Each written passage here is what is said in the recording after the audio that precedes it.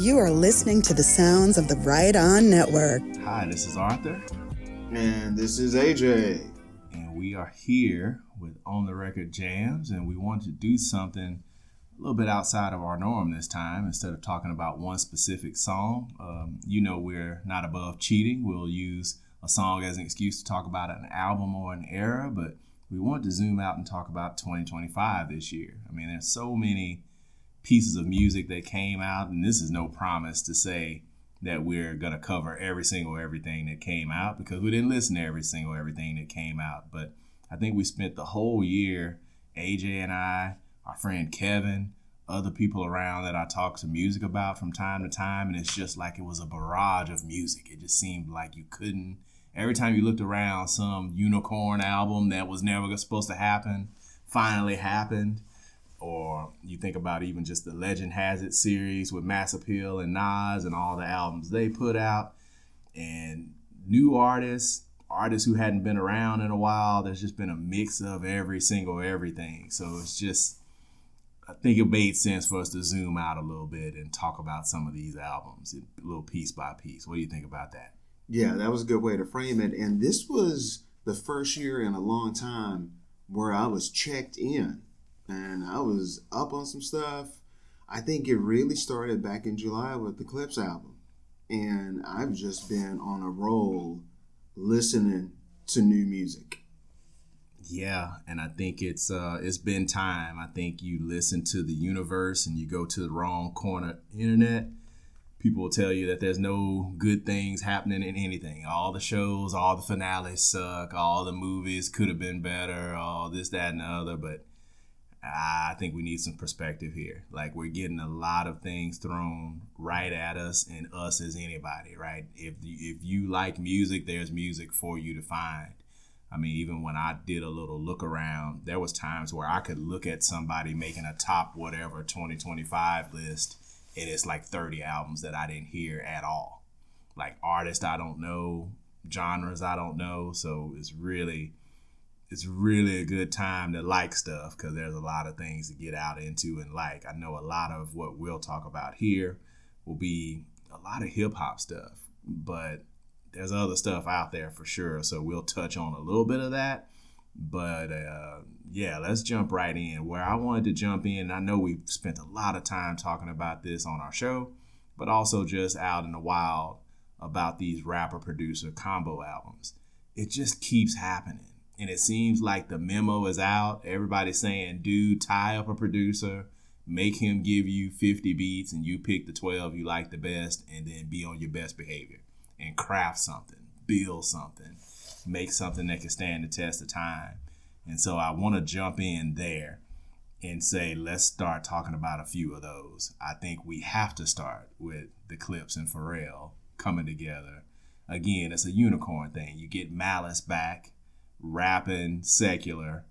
You get Pusha back with his brother, so now he can do one verse, maybe two at the most, instead of having to carry a whole load, carry an album, carry everything. And it's like, okay, this is Clipse. This is why it works. Like, these are two amazing rappers taking the load off of each other, but at the same time pressuring each other.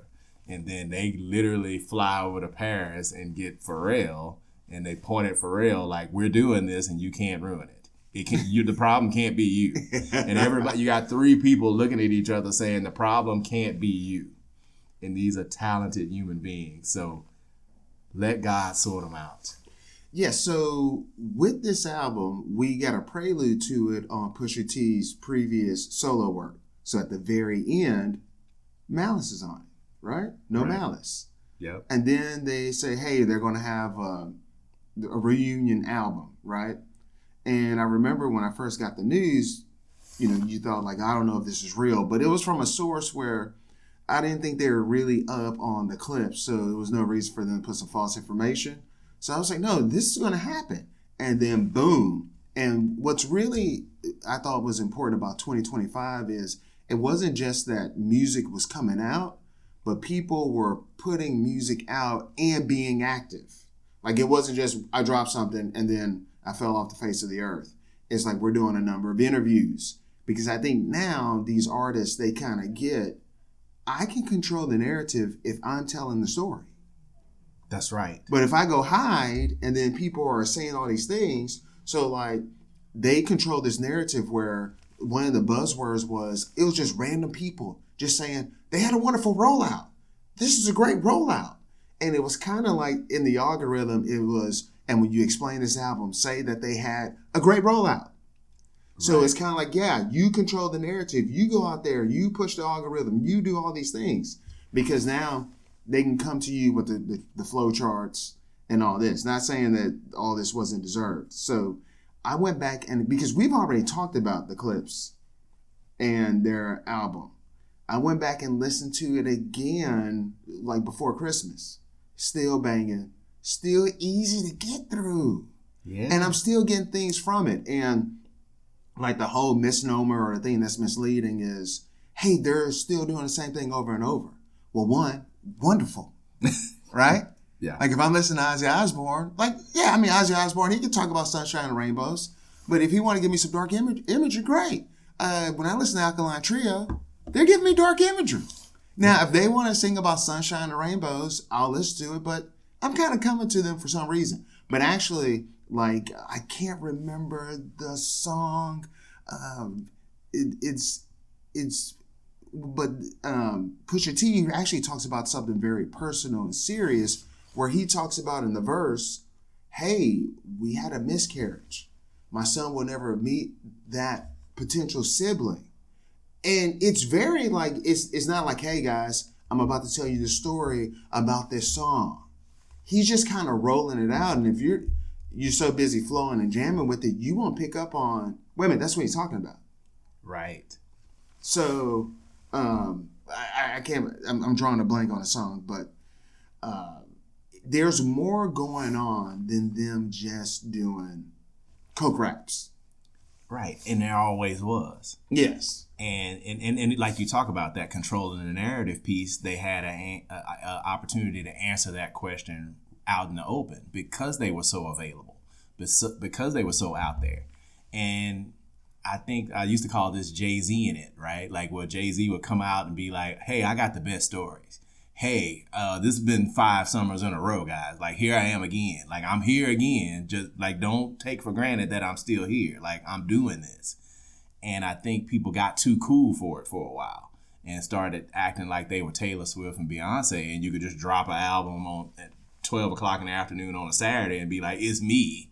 Y'all go get it. Okay, some artists can do that, but that doesn't mean that every artist should do that. So getting the real rollouts, getting content in people's face, making yourself available, yes, that's work. But if you made a piece of work that you felt like it was worth supporting in that manner, that's kind of like, again, that algorithm. You start being out there and you start being vocal and people see you sitting down with all the main good podcast people and saying, hey, I'm here. My album is about to come out and I need to make sure you know about it. I don't want you to listen to this thing like half-cocked while you're doing something else and you didn't even really listen to the whole album. It's like, no, I'm going to pay you off. Like, I'm going to make this worth your time. Get into it. It's good. This is why. And like you used to always say, like sometimes artists that have these legacies, they need a reason to come back. They need to be attached to something. So whether it be a rollout, whether it be I got one producer and I really challenged them to do their thing and they made it like this playful thing. But then when you do those interviews and you hear people talking, it's like, that don't sound playful. It sounds like y'all were doing like the sports team trying to win a championship thing.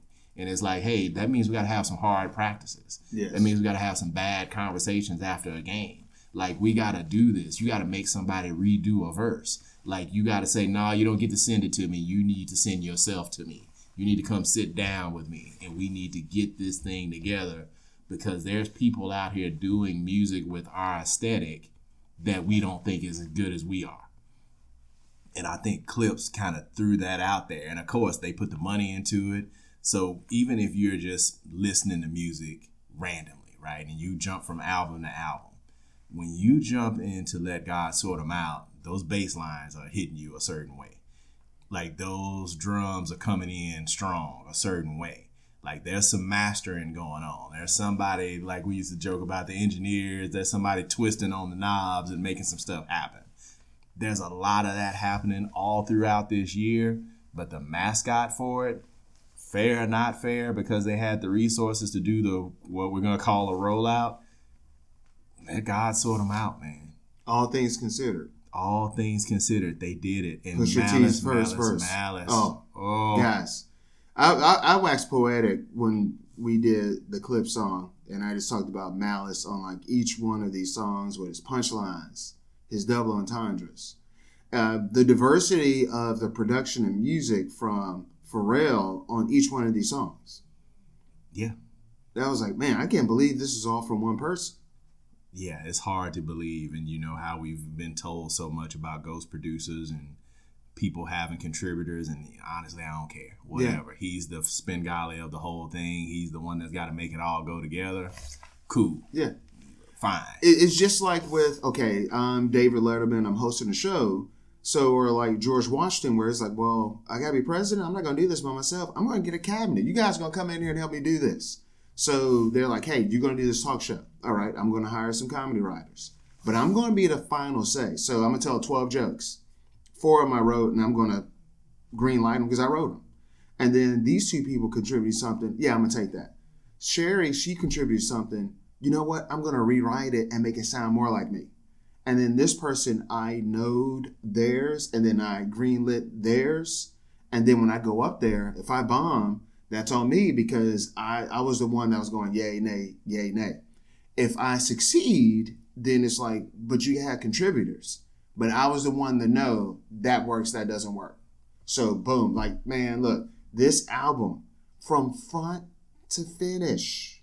And now I'm brave enough to listen to Birds Don't Sing. Because after I listened to like the first 4 times and I would skip it, now I listen to the whole album. Yeah. Start to finish. It's hard on you, man. It's a heavy record. They've also, again, during the rollout, they explained why they made sure that was the first song on the record, because they wanted to make sure you got to it. Yeah. They wanted to give you every chance in the world to hear it, because they wanted to make sure they honored their parents, and they wanted to set the tone for, this isn't an album just for the sake of an album. There's a calling for this. So, we want to talk about 2025. Clipse, God Sort 'Em Out has got to be a part of it. But again, to stay with these rapper-producer combos. And they went to the Vatican. And yeah. Okay. Yeah. Freddie Gibbs and Alchemist. Alfredo Dos. Alfredo 2. I say it Dos because there's Ensalada, there's Empanadas, there's these even just the track list. When you look at Freddie Gibbs, he's a comedian at heart. But man, Alchemist in these beats, man. Alchemist has been having a run. I view it like Alchemist is inspiring some of these people to dust themselves off and come back out. So we got Pete Rock last year. We got a lot of Primo coming up later. Harry Fraud is always around doing stuff. There's so many great producers. RZA, Havoc from Mobb Deep. Like, people are coming back out. Otis always, of course, is out there. Madlib is out there doing stuff. Conductor, all these hip-hop producers that know they have a stack of beats to give people. But again, getting tied up with one rapper, challenging themselves. Freddie Gibbs is one of these guys where, man, he's one of the rappers in my mind. You know, we always talk about artists that sometimes they never get it right. They never get the right producers. They never get the right look. They never get the right visibility at the right time, and they're just good at what they do. Razzcast. And then you just kind of end up not rapping. And then when you do rap, you don't have the budget, you don't have the visibility, and you just fall out of the sky with an album. And people that love you, they'll give it a chance, but then they listen to it and they're like, yeah, I like this, but I don't like this as much as I'm supposed to like this, because I just feel like you're not fully getting to where you need to be. And Freddie Gibbs could have very easily ended up in the same spot, but he just happened to get Madlib for 2 albums. He got Alchemist for 2 albums, and then him and Currency had Alchemist for a 3rd EP/album. And Alfredo 2 is just, it's another everybody on their best behavior. In my mind, I'm looking at Alchemist. he finally got to do those albums with ROC Marciano over the last 5 years. And I was thinking, man, Alchemist has got to be at the point where he's running out of beats or something. I'm out of my mind. What's wrong with me? Why would I think that Alchemist would be out of beats? He's got a parade of more beats, and a bunch of the really good ones are on this Alfredo 2 album. So Ensalada, Empanadas, Thousand Mountains, Shangri-La, like there's just so many just badass records on this album. And again, best behavior. Alchemist got the crazy beat that when you hear it, you know it's an Alchemist beat. And Freddie's over there skating. He's over there rapping. We had this conversation with Kevin over text about people having multiple flows, and some guys, they don't really worry about trying to have multiple flows, but they just master the flow and the cadence that they have.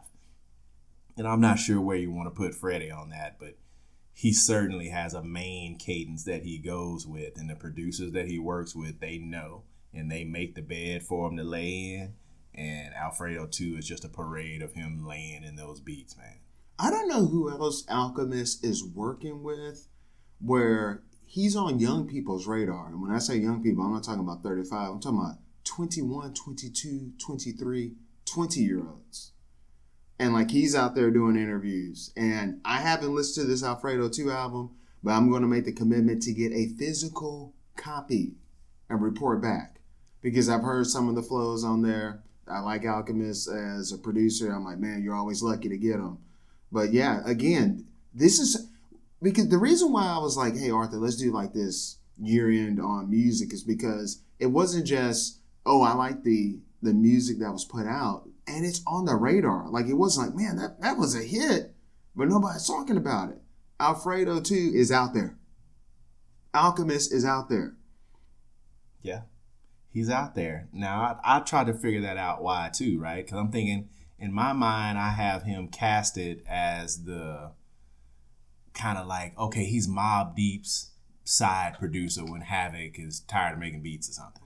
Like, that's the way I used to have him in my head. And then when he made Return of the Mac with Prodigy, this was like 06, 07. Yeah. I thought I was the only person on earth that knew about that album. And I snuggled up with that album. I listened to it all the time. I ran it into the ground.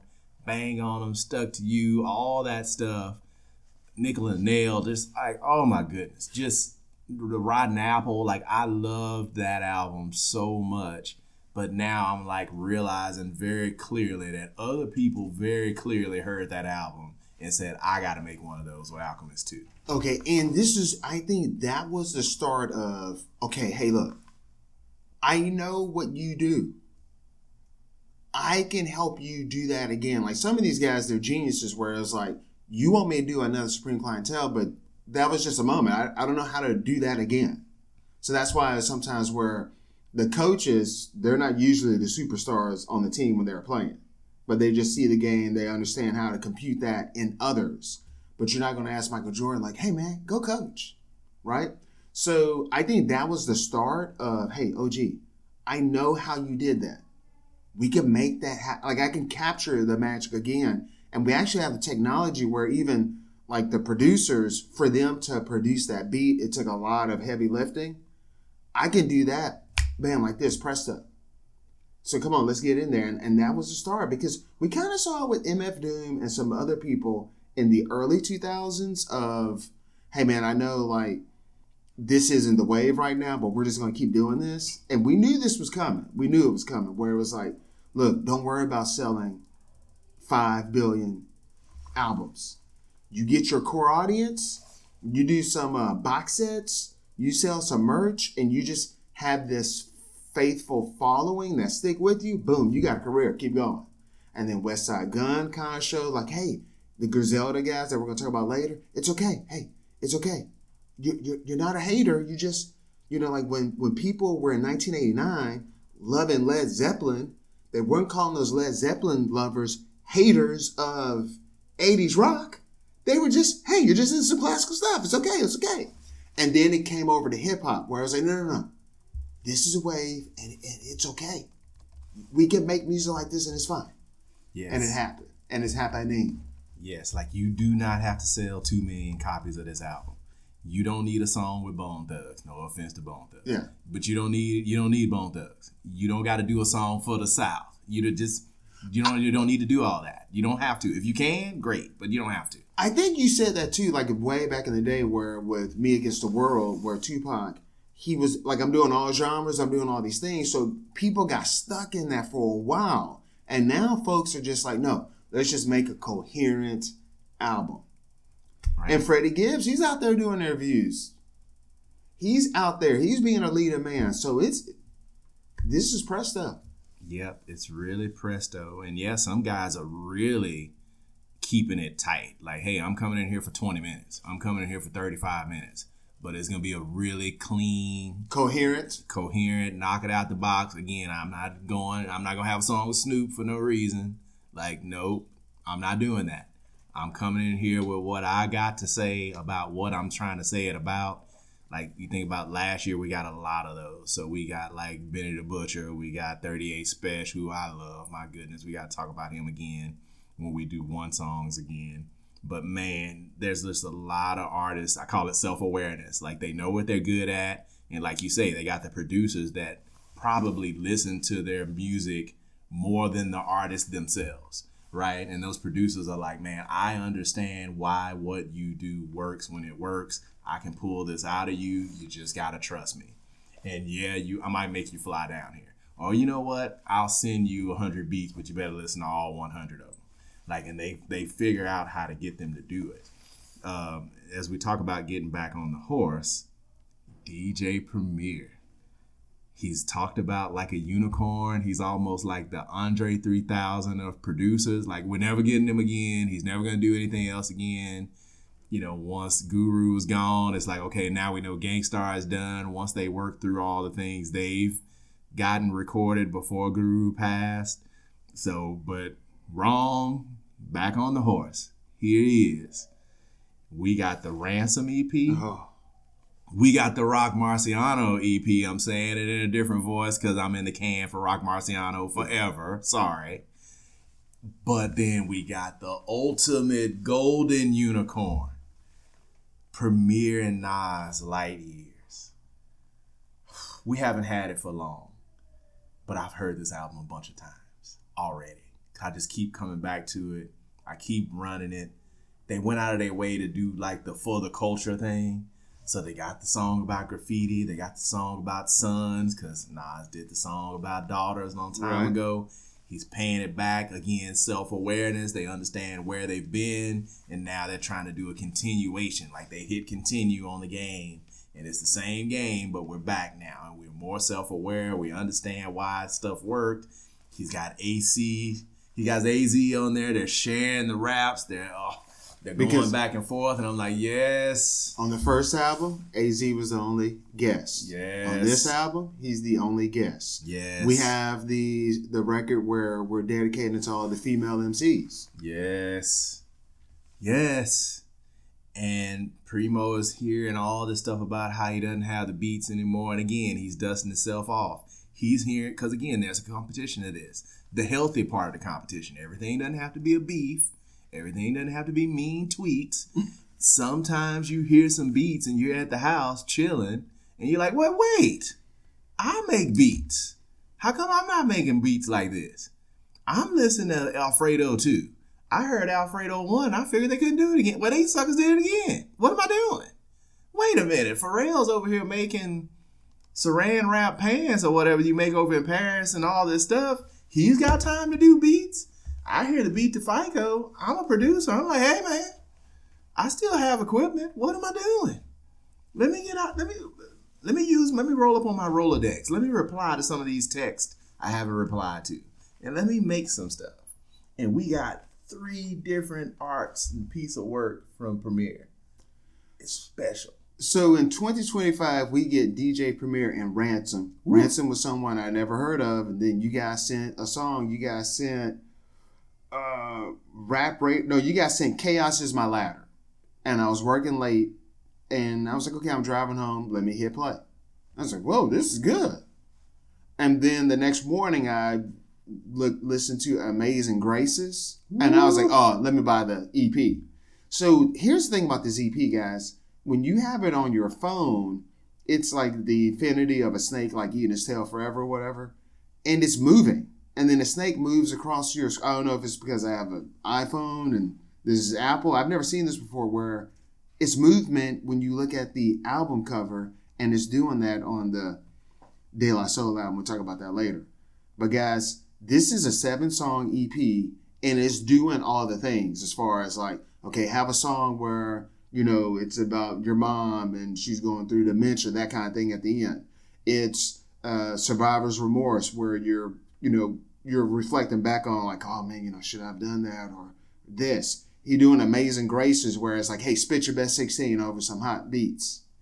He's doing a cut above where it's just, to me, it just reminds me of, and this is the second song. I think it showed you everything that Ransom can do. I'm going to put my cards on the table, and this might be recency bias. The Light Years, that's my album of the year. This Ransom DJ premiere, it's a better outing. Like it sounds, the Nas DJ premiere, it sounds not all over the place, but it sounds way more, we did some stuff here, 5 months went by, we did some stuff here. This sounds like one booked 30-day studio session. It actually sounds a better engineered, and the beats on here, guys. And it's not one of those things where it's just like, hey man, I found this tight sample and I'm just hitting repeat.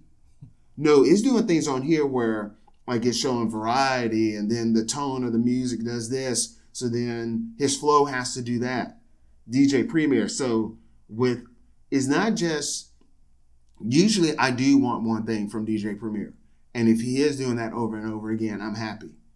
With this, he was doing some stretch your muscle stuff with this Ransom EP, and then the things that were going on in Light Years, like the Underground, that wouldn't be something I would expect from DJ Premier. And I was like, what?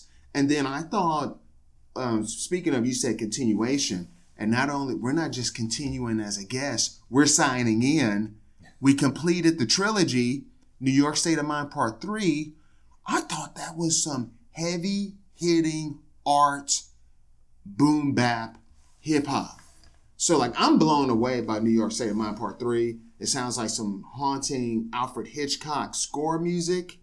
And it sounds like, you know, you're walking to the subway, you're looking down at people's shoes, and they got all this designer kicks. And you're listening, you're stomping the pavement. Okay, you're Iron Horse it, Tom and Jerrying it. Guys, that Nas album, I've listened to it 5 times in its entirety. It never gets boring because I think the beats are cool, and then Nas is saying some interesting stuff where I don't want to turn it off.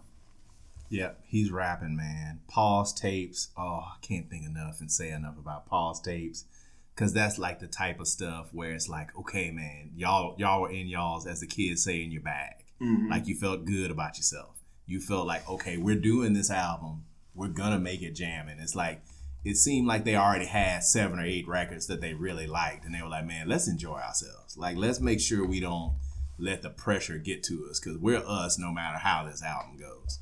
But let's do it. Like, let's make sure we, again, pay attention to the culture. Let's talk about how it was when we were getting started. Let's talk about the 80s. Let's talk about let's do it.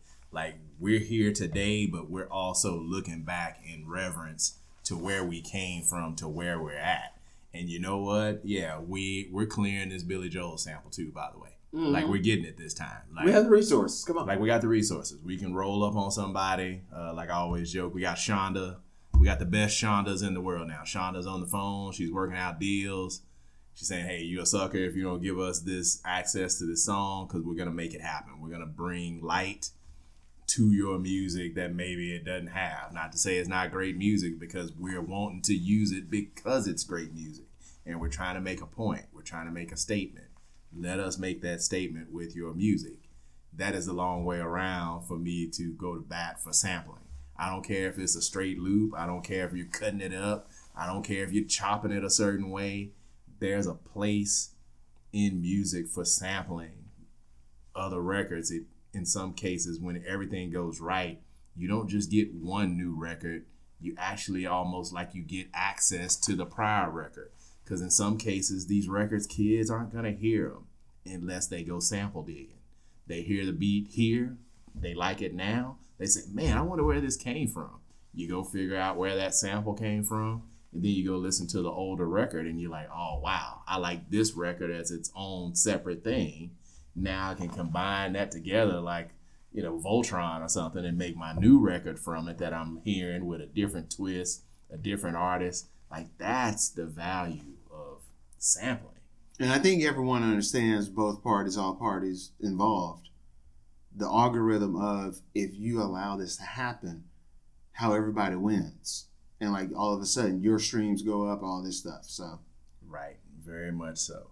And again, yeah, Premier and ROC Marciano, that sounds like something that people would talk about, then it would never happen. But it happened. They did it. They put it out. They did it a little bit old school. By old school, I mean 15 years ago, where you just drop it out of the sky.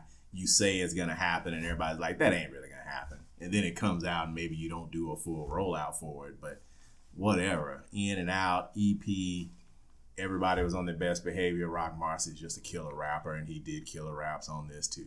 And back in 1998 on the Smoking Grooves tour, DJ Premier was DJing for MOP, the Mashup Posse, and Busta Rhymes and the Flip Mode Squad, including ROC Marciano, was on that tour, so they know each other.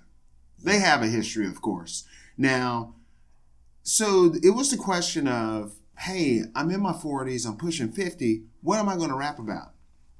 They answer that question, but this question's already been answered. So like back in 2014 on the Core Mega album from Queens, Mega Philosophy, he already answered this question. He did an album where he's showing you, okay, as you get older, this is what you can rap about. So we've been doing this. This has already been done. But I think it's been explained to folks. And it's like, people might be like, okay, but I'm 43. How am I going to ride the wave? No, don't worry about it. You don't got to ride it. Don't worry about riding the wave. Yeah, make your own wave. Just do what you've been doing. Now, if you want to do something like, no, I want to grow, I want to stretch things out, I want to be Sgt. Pepper's Lonely Heart Club Band. Okay, cool. But if you're like, no, I kind of do this one chamber, I don't know if I can do anything else. Well, there's an audience for that. Yeah, they want it. It's fine. Yeah. Just make sure you announce that that's what it's going to be, and then you just do it. Like, there's a bunch of different ways to get it right. And yeah, just make sure that it's good. Doesn't matter if it's one note over and over again. Get that one note right. And also, we're at the point too where nostalgia's kicking in. So, like younger people, they're getting CDs for a novelty of it. They're listening to SWV and Aaliyah is so popular right now with the young people. So it's at that point now where you guys are going to come up, problematic stuff and all, but you're going to come up, so you might as well release new things. So it's like they got this new thing, and then I can backtrack and listen to the old stuff and be caught up. Yep. Flat out. And you can go right into it, and you're not going to be lost. It's not going to be this weird thing. I mean, we talked about the Light Years album, and this is my excuse to bring up the Legend Has It series. So this is Mass Appeal. I'm crediting this to Nas big time. This is his label. But you think about what we got, and you got to say all the albums, even if we don't talk about them all at length. Nas and DJ Premier was the closeout album, Light Years. Ghostface Killah, Supreme Clientele 2. Raekwon, The Emperor's New Clothes. Mobb Deep, what? Infinite. De La Soul, Cabin in the Sky. Big L, Harlem's Finest. Slick Rick, Victory. Like, what?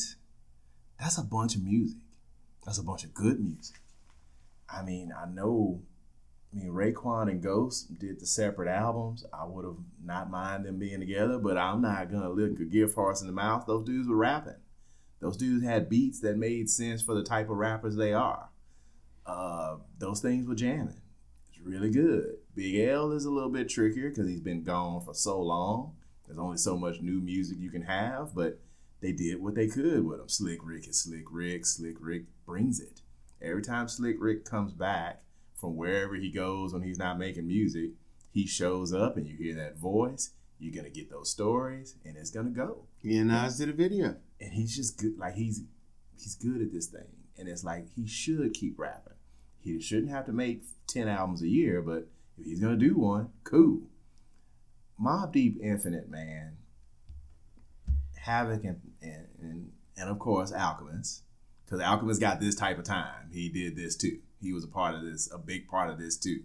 He's got the vocals. Him and Prodigy were well known to be good friends for real, in real life, outside of the music. And sitting on all this music, of course, we've heard, how many great producers have we heard, man, I got about 50 songs on such and such, such and such. You know, maybe one of these days we'll do something with it.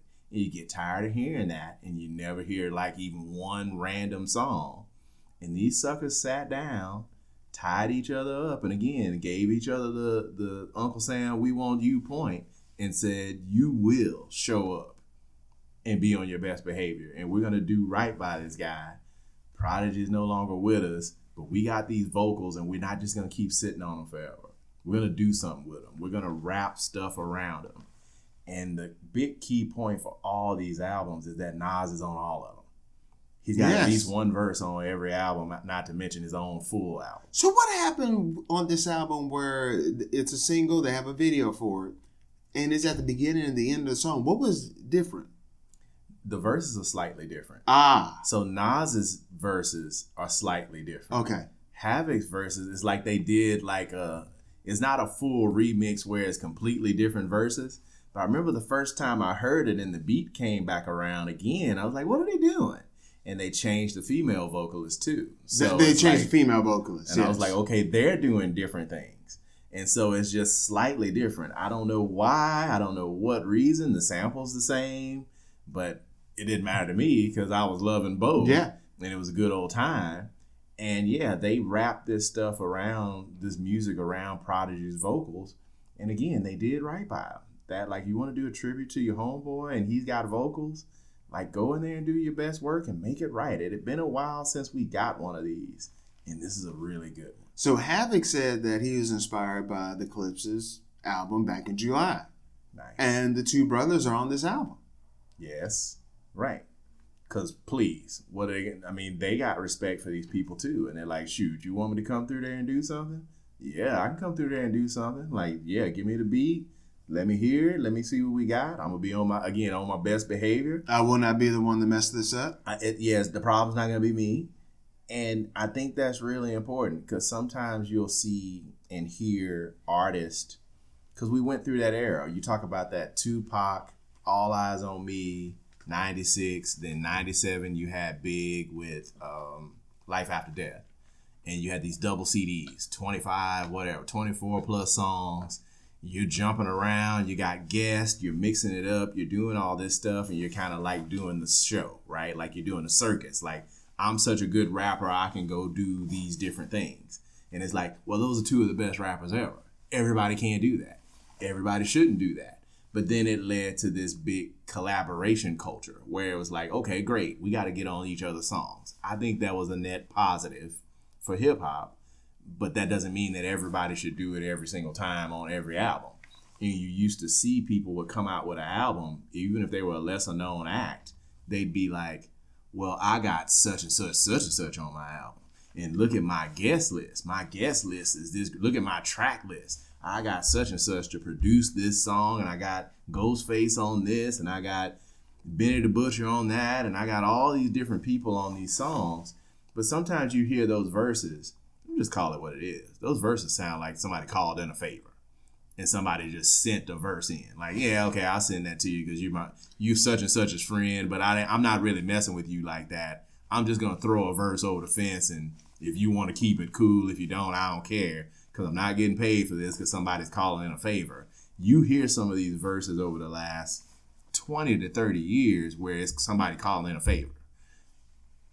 It seemed like a lot of these records, it was intentional and there wasn't no calling in a favor. Again, somebody got the point. Like, hey, dude, this is what the song is about. I'm not calling in a favor. I want you if you want to be here. We got to make this count. So make it count. Let's do this. And I think you can hear it in the results. You can hear it in the quality of the verses. You can hear it in the quality of the songs. And it's a great showing for all of these artists for different reasons. I sang along with rappers I never believed. Woo! That's what Malice said on this Yeah. this latest album. It's like, yes.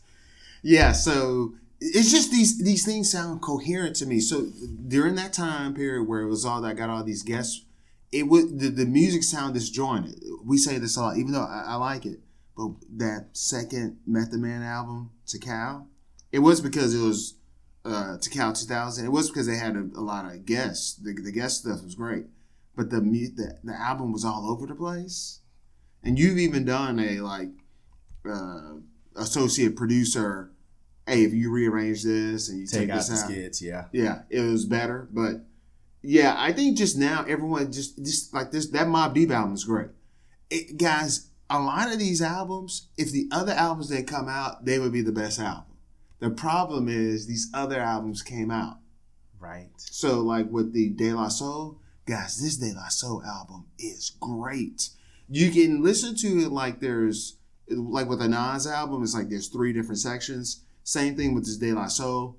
I'm not chapter and verse about De La Soul at all. This album is great, and I think it's a great like guide to what they do. Because with Prince Paul back out on their first album, I think they were the ones to really introduce doing skits. And they have skits on here. The whole thing is coherent. Like, it doesn't sound like we just got in and got out there. It was a lot of thought put into this. And just the rapping is great and the beats are wonderful. Listen to the package. But with these albums, they got standout tracks. But to me, I just feel like you have to listen to these things in their entirety. The Mobb Deep, you got to listen to it in its entirety. Yeah, there's some songs on there where I'm like, oh yeah, this is standout. I want to listen to it by itself. But if I start play on the latest Mobb Deep album, Infinite, I want to listen to it from start to finish. I want to listen to Light Years from start to finish. I want to hear the guys from Virginia, the 2 brothers. I want to hear their album start to finish. All this stuff. Like every release we're talking about, I want to hear this stuff from start to finish. So, a lot of the albums, they're not that long. I live in a city where you got to kind of be a driver by nature. So I will have a chance to listen to this stuff. But man, wonderful. Yep. Very good time. One more rapper-producer combo. Currency from New Orleans and Harry Fraud. They're constantly doing albums. I think Currency is almost kind of like the Griselda guys where you could get lost in the mix because it's just an overwhelming amount of music. And you can get to the point where you could be guilty of taking those guys for granted because they're constantly putting stuff out and they're doing the current day rollout a lot of times where it's just the album comes out, they don't say anything about it. You look up a month later, they might have a whole nother album. And it's like, guys, like you're not giving me time to breathe on this. I got stuff to do. I'm a grown up. I'm going to listen to this album like 5 months after it comes out. And they're just like, yeah, we're cool with that. We put it together. We want it. That's another one of these called Never Catch Us. It's good. You got the right guest on there. You got Rome Streets is on there, which we haven't talked about Rome Streets a lot, but he's a good one. We talk about him in our chats. Like, this guy's a rock solid rapper for sure. So that's just a quick hit there. I mean, to go briefly outside of hip hop, because we did listen to some stuff from 2025 that wasn't 100% hip hop. Olivia Dean had The Art of Loving, and I'm really late on that album. Like, but man, I just kept some kind of way. My universe forced me to hear So Easy to Fall in Love. You sent me that record. And I sent you that record, and I was like, man, I like that record. I don't know what's going on with this. And I was like, is this like a 5-year ago record and I'm just now hearing it? I don't know why or how. Like, that song found me. And I was like, okay, I'm going to listen to this album. And I was like, okay, this album is good. Like, I like that. Like, again, we're not doing this in terms of a list or a ranking or anything. It's more just like, here's some stuff that came into our orbit that we really enjoyed. And I wanted to make sure we brought that Olivia Dean album up. We talk about these acts that made great music in the past, and maybe they disappear for a while. Maybe they break up. Maybe they stop for whatever reason because life gets in the way. Another one of these groups or outfits. We talked about this before we hit record, but like Empire of the Sun. You know, I always joke that those guys show up dressed like they're characters from like a role playing game like Final Fantasy 54, and you see them and you're like, okay, you just like that on the album cover, or you just like that all the time? No, they're like that every time you see them, like they're dressed like that. But it's like they got that spirit of Fleetwood Mac, like the way they do their drums, the way the music grooves and it hits. But it's like kind of like way too thoughtful dance music is kind of the way I like to describe them. Because you listen to those lyrics and you're like, hey, wait a minute, what are you talking about? Hey, you can't be trying to sneak that into a dance song. And they're like, yes, we can. We can. And they do it all the time. So their new album, they came out with one this year, and I stumbled into it and got to hear it just as a process of me reaching back and listening to stuff from their first album. So Walking on a Dream hit me some kind of way during the summer, and I was like, let me listen to that album again. I remember just running that album into the ground when it came out, like 2007, 2008. But they have a new one. It's called Ask That God. I went and caught an interview of them talking about it, and of course they're dressed like role-playing characters on that game, on the interview too. But like, this is another one of these albums that came out that I managed to get through, even though I was locked in this abyss of so much good hip-hop coming out in so little time to get to it. But I did zoom out long enough to catch that, and then you made sure we got to Playin Dumb as well. Oh, man. So that's one where if all these albums didn't come out, this would be my album of the year. But I have it around 4, even though like I don't want to do rankings because I love all these things equally. They're like my children. But yeah, this, if it weren't for all, I mean, come on. Nas and DJ Premier came out. This Ransom came out. I'm telling you, if all this stuff didn't come out, De La Soul, they have the album of the year. The De La Soul album is album of the year. It's just the Clipse. They put in people's heads, it is album of the year. Like, it's probably going to, like, the music journalists are saying it's album of the year. And with some indie stuff, they're saying this Tchotchke. They're a trio. I think they're from LA, but they're based out of New York. They're a girl group. They released the first album, I believe is self-titled. I loved it to bits. I was worried that, like, oh, if they put something else out, I won't love it as much as this. They did it. They released their second album, Playin Dumb. The first time I heard it, I thought, like, it was a little lighter. Now I'm like, no, this is great. And they lean more into that 60s doo-wop girl thing. It's produced by the Lemon Twigs, and they also do kind of throwback 60s pop lush music, and we're calling this like Gidget music, gossiping on the phone about boys music. It's freaking good, start to finish. It's probably only like a 32-minute runtime. Totally worth it. If you get the physical copy, the vinyl, it comes with a board game. They put a lot of thought into it. They have videos. They tour. That's another thing with this production. Like, Nas, he's out there playing in Vegas. The Clipse, they did a tour. They went to your town. These people are out there, man. All right? So, Tchotchke, they've been like in New York and some other places. I'm waiting for them to come to town. But, man, this album, Don't Go Skipping Around. Jealousy. Kisses. I like those. Did You Hear? Did You Hear? That's like the first single. Now, a song where I can't explain it, where it's not their best song. It's not what made me come to them. It's my favorite song by them. It's Goodbye. It should have been the closer, but Playin Dumb is such a bigger song to go out to. But man, The Game, Did You Hear? Poor Girl, where it's kind of like when they released that one, it was right when Brian Wilson of the Beach Boys died. And then boom, they released this, and it kind of has that surfer Beach Boy sound to it. Yeah, they did some album of the year type stuff on here, and I hope that they stick around. That's just my whole thing, where, man, we've gone through so much music where the people, they release good stuff, and then we never heard from them again. And I hope that there's a world where they can keep doing this.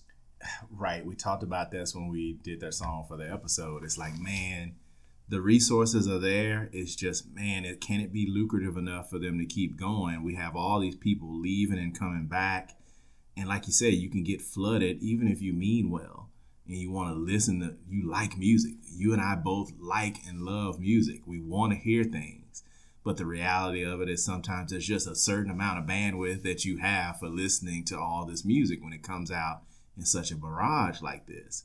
So I think that's also part of the intention behind sitting down and recording this episode, is to just kind of put it on the record in that way, just to say, hey, we're on the record jams, and we spent 2025 doing a mountain of jamming, not just for the sake of looking back and listening to the retro stuff. There's a lot of stuff coming out right now that is really, really good, and you need to get your ears wrapped around as much of it as you can stand, so that these people can keep going, so these people can keep giving us this music, because they're out there. So yeah, Playin Dumb fits into that. It's 30 minutes, 11 songs. Like they're trying to give it to you and get out of there, man. Like they're giving it to you 60 style.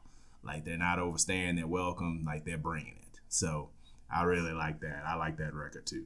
So yeah, the homework that I'm going to get on is get caught up with Westside Gunn's 11 and 12. Get that physical copy of Alfredo 2. And guys, I don't know why I have not picked up the second Wet Leg album, the group out of the Isle of Wight. I listened to them when they came on the talk show circuit to produce the album. I just haven't listened to it. So 2025 is not over for me. No, because there's a lot of stuff to get back on, and even some of the stuff that just came out. Like, I mean, we mentioned Griselda, but like, I think sometimes when these are, especially now with these hip hop artists, the underground guys, where their plan was to flood the market. They're going to beat you over the head with a volume of good music and then give you the chance to catch up. Like, we'll let you catch up and then we'll come back next year. We're going to do 3 or 4 albums a piece. Well, I hope people don't think Griselda's over with. Like, maybe they don't get along as well as they used to, because probably people started counting their money and saying, well, wait a minute, my stack isn't right or whatever. Listen to the music, guys. You can't worry about the business. You don't have the record books. You're not Big Red. You don't need to know when the office hours are. Like, this is not you. Like, listen to the music. This is you. So, man, Conway has You Can't Kill God with Bullets. This just came out. I was at risk of missing out on it because I was still trying to listen to some of this stuff we've already talked about. But I made myself. I said, man, I cannot do Conway like this. Conway's better than this. I know this guy's a king, top shelf rapper. All these people doing all this good rapping. I know he's hearing it. And again, he's at the house going through whatever he's going through, and he's thinking, man, I got to get up and do these raps. I cannot let people forget about me. Like, let me come out here with something. And again, it's best behavior music. The production is good. The self-awareness is high. They know what works. They know what people want from them. And he just delivered, like, and he wasn't even in and out with it. He's like, I know I haven't been around as much. I'm going to give you a 1-hour album. He gave us a 1-hour album. So that's out there. Westside Gunn still kind of in both lanes. Like, he's doing these little 20, 30-minute things. 12 came out. He has another series called He'll Have Eyes. Yes. Based around a lot of his wrestling stuff. So, you know, he's got to have like 6 wrestler names on every other album. And it's like, yeah, the name of the song is like Hangman Adam Page or whatever. And that's AEW for the people that don't watch wrestling. But like, they're doing it. And instead of having Benny and Conway all over the place, he's bringing Stove God with him. Oh, yeah. And I don't know what Stove God's record deal situation is, but apparently he signed something he wasn't supposed to sign a long time ago, and we're just now about to get his solo album after Reasonable Drought. I mean, that was 2020. That was 2020. And he's been everywhere, but it's like Westside Gunn, if you want to give him credit for anything, he's kept Stove God around. Yeah, Westside Gunn is at the point where he's being lampooned by young people. So back in 2016, I would have thought, like, I probably never, like, I remember I listened to his album. I was like, I'm probably not going to hear from him again. This blew my mind. Now we're at the point where we're a decade in, He's going strong, and he's known by everybody. Yeah, he's known by everybody. He's showing up on stuff. People want him around. I think people are hearing those albums and saying, okay, dude, you got 14 songs. These are 12 of the best beats I've heard in the last 6 months. What is going on? And okay, you got Conductor. You got Alchemist. You got a bunch of these people that we've brought up. How is your Rolodex this strong? Like, we're supposed to, like, people think as listeners that they're the gatekeepers and that they can stop people from doing stuff. And Westside Gunn is proof that you didn't know this guy. You didn't sign off on this guy. He just showed up some kind of way, and now he's just here. And he's not going anywhere, and he's putting people on. He did it with his brother and his cousin. Conway and Benny are still making good stuff. But now he's got Stove God. He's got another crew. He's got Rome Streets. He's got a whole crew of people. So whatever you think about him as a rapper, which I think he's a little bit underrated because he's doing it. He's saying the same stuff over and over again, but he's on these beats and he's rapping. The reason why I love him and prefer him, I think he picks the quirkiest beats, and with his rhyme scheme and all that stuff, he stays interesting to me. Right. Yeah. Very much. And then Boldy James is another one of these guys. He's still doing like the 7 to 10 albums a year, and you're like, how am I going to have time to listen to all this? He's got one flow. It's a good one. And that's what it seems like it works. They figured it out where it's like, okay, I do this thing and it works every time. Yeah, and I'm just going to keep doing that. I'm going to bring it to you. I'm not going to try to trick you. Again, I'm not showing up with a song with Snoop Dogg. I'm not going to randomly have a country music star, a Jelly Roll, or whatever. Like, it's not going to be a Jelly Roll song. Or even if I do that, I'm still going to do this thing for me that works. Jelly Roll's going to have to meet me where I'm at if I do a Jelly Roll thing. So, yeah, like, they're doing it. So, it's that. And then more in that same lane, we got freaking Paul Wall has made an album. He made a Tonite Show with DJ Fresh. And, again, it's the producer-rapper thing. To keep it coherent. Keep it coherent. Big KRIT did the same thing. He made one. Same thing. 2 more rappers just doing what they do well. 2025. If you hit play on it, you got some jams coming your way. So there's that. So it's like, man, that's just, I mean, we could probably stop there. We can keep going, but we can stop here and just like, man, the zoom out conversation is, man, listen to some of this newer music too. Like, cause it's out there in abundance. One album I wanted to mention because I can't follow rules, but we didn't do this for 2024. It's like No Worries, man. Anderson .Paak, that album, man. I keep coming back to it all the time. Like when I get my wrap up, that play count for all those songs is gonna be really high. Wow. Because there's just there's 4 or 5 songs on that album that I just can't get away from for more than a month or two. It's a breakup album. It's like kind of like I'm not admitting that I'm the one in the wrong type of breakup album, but I love it. It's just good. It's just really good. But that's 2024. But any other thoughts here before we close out on 2025? And we love that Common album, 2024. Oh my goodness. And yeah, again, that was producer, rapper, best behavior. Pete Rock was sitting around listening to all those good beats and saying, hey, I got good beats. I can do good beats. Hey, somebody want these good beats? And Common like swung in on a rope or ran through a wall like the Kool-Aid Man and said, I very much like good beats. And people have gotten crazy and started saying, I can't rap. I'm tired of this. I need to show up and deliver some raps. I'll deliver the raps. You deliver the beats. We will do a rollout. We'll do interviews. We'll crack some jokes. We'll talk about how we've known each other since blah, blah, blue time. And we met each other in LA because we were both trying to do the whatever. Oh, great. Do it. Put the music out. And I hope that these great artists that still have music in their spirit, like I hope they feel inspired by what we're seeing. Like that you can do it. You can get rewarded. You can get, maybe you got to sign a label deal or you got to do a rollout. You got to do a back in the day rollout.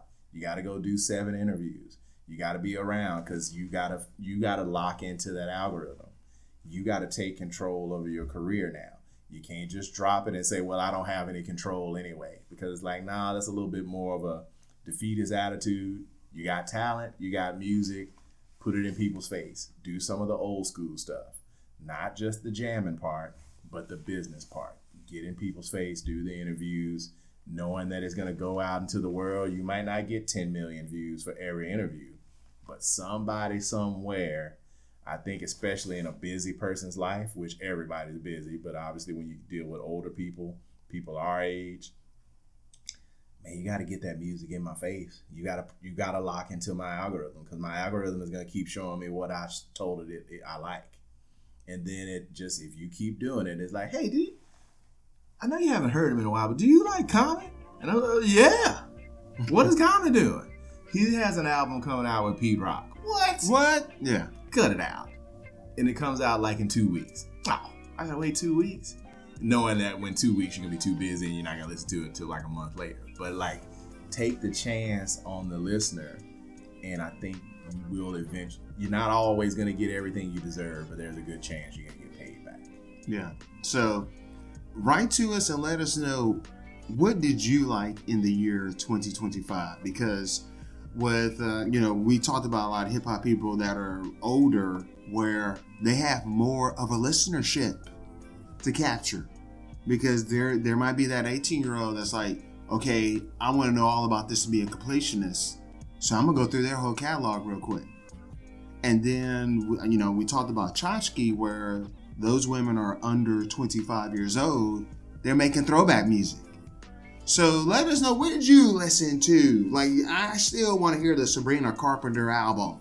Let us know what you picked up in 2025. Even if it's something from the past, but what were, like, I guess, on one of your smartphone applications where it told you were listening to this a lot. We would love to know, where can they reach us, Arthur? Man, On The Record Jams at gmail.com. We have a Facebook page, On The Record. We're on X and the Twitter.